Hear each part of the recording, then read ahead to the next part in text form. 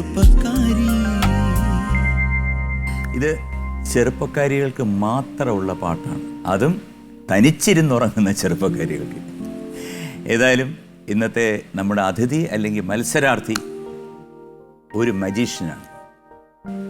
ആ മജീഷ്യൻ സിനിമയിൽ വന്ന് അഭിനയത്തിൻ്റെ മാജിക്കുകൾ കാണിച്ചുകൊണ്ടിരിക്കുകയാണ്. എത്രയോ സിനിമയിൽ ഹാസ്യമെങ്കിൽ ഹാസ്യം, സീരിയസ് റോളെങ്കിൽ സീരിയസ്, എന്ത് റോള് കൊടുത്താലും അനായാസമായിട്ട് കൈകാര്യം ചെയ്യുന്ന ഒരേ ഒരു വ്യക്തി. ആര്? ആദരവോടെ സ്നേഹത്തോടെ ഞാൻ ഈ ഷോയിലേക്ക് സ്വാഗതം ചെയ്യുന്നു ടെസ്നി ഖാൻ.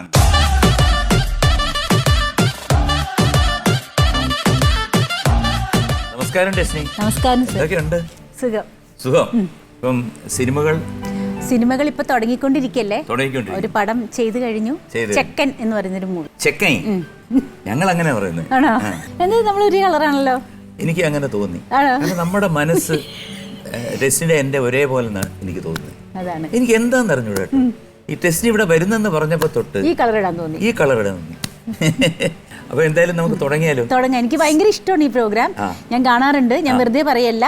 അപ്പം എനിക്ക് വലുതായിട്ട് മ്യൂസിക്കായിട്ട് വലിയ അറിവൊന്നും ഇല്ല, പക്ഷേ ഒരു ഷോയിൽ പങ്കെടുക്കാന്ന് പറയുന്നത് തന്നെ വലിയ കാര്യമല്ലേ സാറിന്റെ? തീർച്ചയായിട്ടും ആ ഒരു ത്രില്ലിലാണ് ഞാൻ. Very good. ആ ത്രില്ലോട് കൂടി നമുക്കങ്ങ് തുടങ്ങാം. ഓക്കെ ടെസ്നി. ടെസ്നിയുടെ ആദ്യത്തെ ചിത്രം ഏതാണ്? ഡെയ്സി. ഓർമ്മതൻ വാസന്ത നന്ദനത്തോപ്പിൽ ഒരു പുഷ്പം മാത്രം, ഒരു പുഷ്പം മാത്രം. ഡെയ്സി ഡെയ്സി ഡെയ്സി ലലലലല. ഓർമ്മതൻ വാസന്ത നന്ദനത്തോപ്പിൽ ഒരു പുഷ്പം മാത്രം, ഒരു പുഷ്പം മാത്രം. ടെസ്നി. ഇത് ഏറ്റവും കോമഡി എന്താണെന്നറിയോ സാറേ? ഈ ഡെയ്സി എന്ന് പറഞ്ഞ പടത്തിൽ അഭിനയിച്ച ഒറ്റ ആൾക്കാർ ഇപ്പം ഇൻഡസ്ട്രിയിലില്ല. എല്ലാവരും കല്യാണം കഴിച്ച് സെറ്റിൽഡായി. ഈ ഡെയ്സി എന്ന് പറഞ്ഞ പൂവ് എന്ന് പറയുന്നത്, ഇത് ഈ പാട്ട് പാടി എല്ലായിടത്തും ഇന്റർവ്യൂവിൽ ഫസ്റ്റ് പടം ഡെയ്സി ആകുമ്പോൾ എല്ലാവർക്കും ഞാനായിരിക്കും പടത്തിലെ ഹീറോയിന്ന്. ഞാനല്ല. ആ കുട്ടി 2 പടം കഴിഞ്ഞ് മലയാളത്തിൽ നിന്ന് പോയി സെറ്റിലായി ലണ്ടനിൽ. അപ്പം അതിലെ ആ പൂവാണ് ഡെയ്സി എന്ന് പറഞ്ഞ പൂവിൽ ഓരോ എതളുകൾ ഉണ്ടാവൂലേ, അതിലൊരു എതളാണ് ഞാൻ. അപ്പം ഈ അന്ന് ഇപ്പൊ 32-33 വർഷമായി കാണും ഡെയ്സി. അന്നോട്ട് ഇന്ന് വരെ ഏത് ഇന്റർവ്യൂവിലും ഞാൻ ഈ പടം പറയുന്നുണ്ട്. അതെനിക്കൊരു വലിയ, പക്ഷെ അതിൽ അഭിനയിച്ച ഒറ്റ പെൺകുട്ടികൾ ഇപ്പം എല്ലാരും കല്യാണം കഴിഞ്ഞ് സെറ്റിൽഡായി. അതെ. അപ്പൊ എനിക്കൊരു വലിയൊരു ഭാഗ്യ. അപ്പൊ ഈ ഡെയ്സി എന്ന് പറയുമ്പോൾ ചിലവർ ടെസ്നി ഹീറോയിൻ ഒന്നല്ലല്ലോ ഈ പടത്തിൽ എന്ന് വിചാരിക്കും. പക്ഷെ എനിക്ക് അഭിമാനം എന്താണെന്നറിയാം, ഞാനൊരു എതളാണല്ലോ. മാത്രമല്ല ആ ഏതൽ ഇപ്പം വിരിഞ്ഞ് എത്രയോ വർഷമായിട്ട് അല്ലേ വീണ്ടും വീണ്ടും നമ്മുടെ മലയാള സിനിമയിൽ കോരിത്തെരിപ്പിച്ചോണ്ടിരിക്കുകയാണ്. അങ്ങനെ പോയാൽ മതി. നമുക്ക് കിട്ടേണ്ടത് നമുക്ക് ഡെഫിനറ്റ് ആയിട്ട് കിട്ടും. അത്രേ ഉള്ളൂ. അന്നോട്ട് ഇന്ന് വരെ അങ്ങനെ തന്നെ വിചാരിക്കും. അല്ലേ? അതെ. നമുക്ക് 3 സെഗ്മെന്റ് ആണുള്ളത്. കേറി വാടാ മക്കളെ, സവാരി ഗിരിഗിരി, രാജമാണിക്യം. ഓ, സിനിമ രാജമാണിക്യം അങ്ങനല്ല സെഗ്മെന്റ് പേര്. മൊത്തം 10 ചോദ്യം. എന്താ എന്ത് പാട്ട് സംബന്ധമായിട്ട് ഒന്നൊരു ക്ലൂ? എങ്കിൽ ടെൻഷൻ അടിക്കാതിരിക്കാൻ വേണ്ടി ഒരു കാര്യം പറയാം. ഇതിന്റെ ചോദ്യങ്ങൾ, ഈ 10 ചോദ്യവും 2020 എന്ന ചിത്രത്തിൽ ഞങ്ങളുടെ അമ്മയുടെ മൾട്ടി സൂപ്പർ സ്റ്റാർസ് എല്ലാവരും കൂടി അല്ലേ? സുരേഷ് ഗോപി, മമ്മൂട്ടി, ലാലേട്ടൻ, ജയറാം, അതെ, ദിലീപ്. എത്ര കണ്ടാലും മതിയാത്ത എവർഗ്രീൻ മൂവി എന്ന് പറയും. ഉണ്ടോ ഇതിനകത്തുണ്ടായിരുന്നു? ഞാനില്ല. ഞാൻ അമ്മയുടെ മെമ്പറാണ് തുടക്കം മുതലേ. പക്ഷെ അവർക്ക് ക്യാരക്ടർ ഉണ്ടെങ്കിലല്ലേ തരാൻ പറ്റുള്ളൂ. പക്ഷെ നമുക്ക് ഈ പടം എപ്പോ കാണുമ്പോഴും ഒരു ഭയങ്കര അഭിമാനമാണ്. എത്ര കണ്ടാലും മതിയാവൂല. എത്ര പ്രാവശ്യം ടിവിയിൽ വന്നാലും 2020 അല്ലേ മാറ്റിക്കളയെന്ന് തോന്നൂല. അതിരുന്ന് കാണും. കാരണം ഇത്രയും ആർട്ടിസ്റ്റുകൾ ഒരുമിച്ച് അമ്മയുടെ ജനറൽ ബോഡി മീറ്റിംഗിന് കാണുന്ന പോലെയാ ഈ സിനിമയിൽ കാണുമ്പോൾ. തുടങ്ങാം. കേറി വാടാ മക്കളെ, കേറി വാടാ മക്കളെ.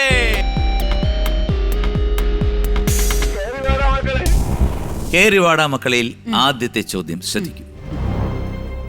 വിശ്വനാഥ മേനോൻ മധുസാർ ഏത് ജോലിയിൽ നിന്നാണ് വിരമിക്കുന്നത്?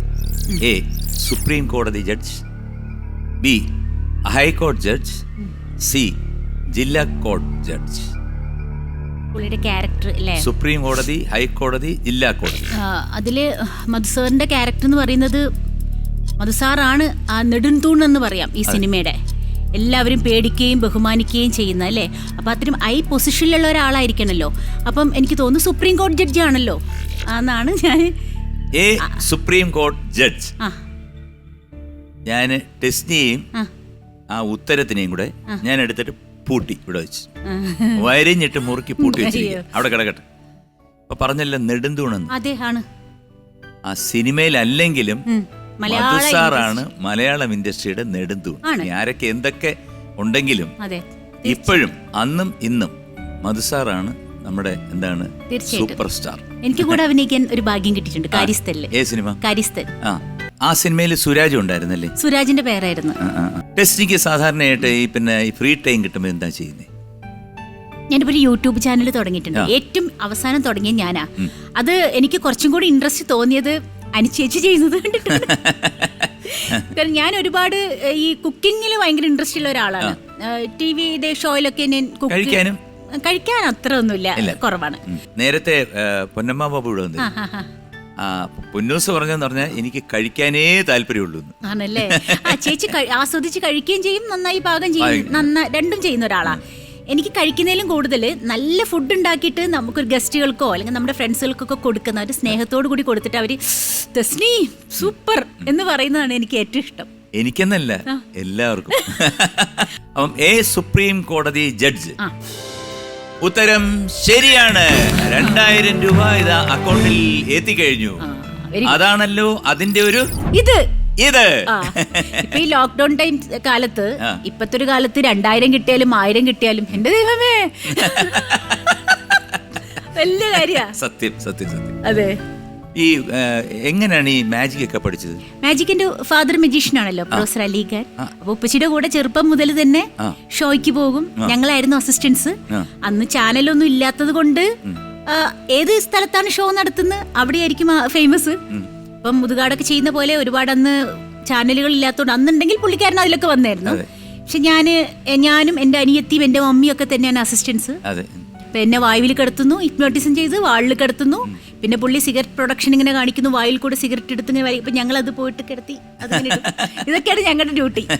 പിന്നെ അന്തരീക്ഷത്തിൽ നിന്ന് ഒരുപാട് സാധനങ്ങളൊക്കെ എടുക്കുമ്പോൾ ഞങ്ങൾ ട്രൈയും കൊണ്ട് പോകും, അത് ഞങ്ങളുടെ ട്രൈയിലേക്ക് ഇടും. അതൊക്കെയായിരുന്നു ഞങ്ങളുടെ ജോലി. അങ്ങനെയുള്ളൊരു ബാപ്പാടെ മോളാണ് ഞാൻ.